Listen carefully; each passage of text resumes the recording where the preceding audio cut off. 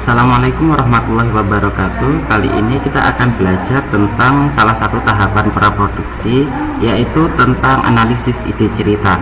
Nah, tahapan praproduksi sendiri adalah salah satu tahapan yang dilakukan dalam melakukan proses pembuatan film. Dalam tahapan praproduksi ini tujuannya itu meliputi hal-hal yang dibutuhkan. Jadi kita nyiapkan dari planning, lalu nyiapkan dokumen-dokumen dan lain-lain. Langsung aja kita belajar tentang analisis ide cerita.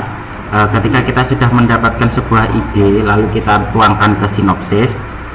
Nah,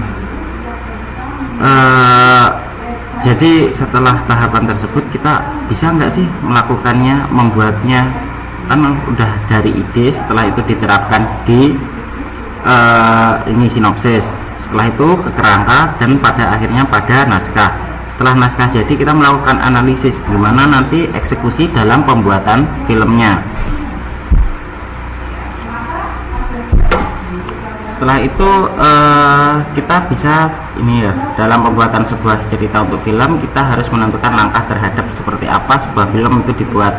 Apakah film tersebut bertujuan untuk menghibur, apakah hanya untuk media penghibur aja, atau mengangkat sebuah cerita atau sejarah, atau sebagai media pembelajaran, atau bertujuan melakukan penyampaian sebuah pesan atau message dengan tujuan agar film yang diproduksi tersebut memiliki arah sehingga penonton tidak akan bingung terhadap film yang ditontonnya.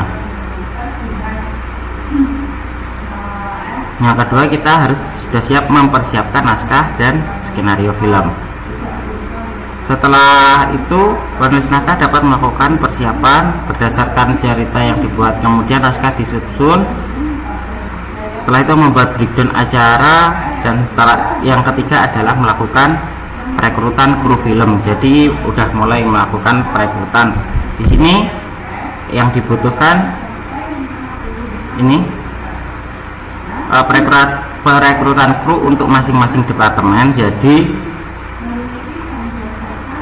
perekrutan kru untuk masing-masing departemen, jadi ada siapa DOP-nya, siapa campersnya, siapa editornya, siapa penata artistik, siapa penata cahaya. Udah mulai melakukan perekrutan.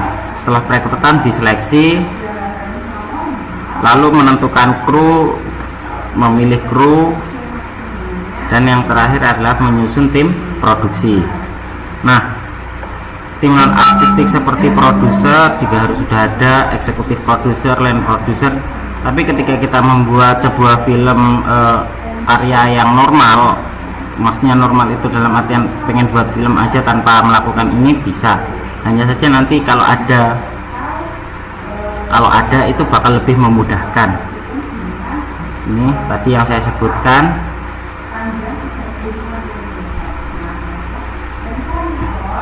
Lalu ada editor. Nah, yang paling ini dia penyusun jadwal dan budgeting. Jadi ketika kita membuat film itu pasti keluarlah budget, walaupun sedikit pasti keluar. Jadi kita harus melakukan estimasi atau perkiraan, mampu nggak nih membuat film seperti yang kita inginkan. Terus ada hunting lokasi. Jadi sebelum membuat film kita sudah harus tahu seperti apa lokasi kita mau buat film, seperti itu. Oke, terima kasih banyak.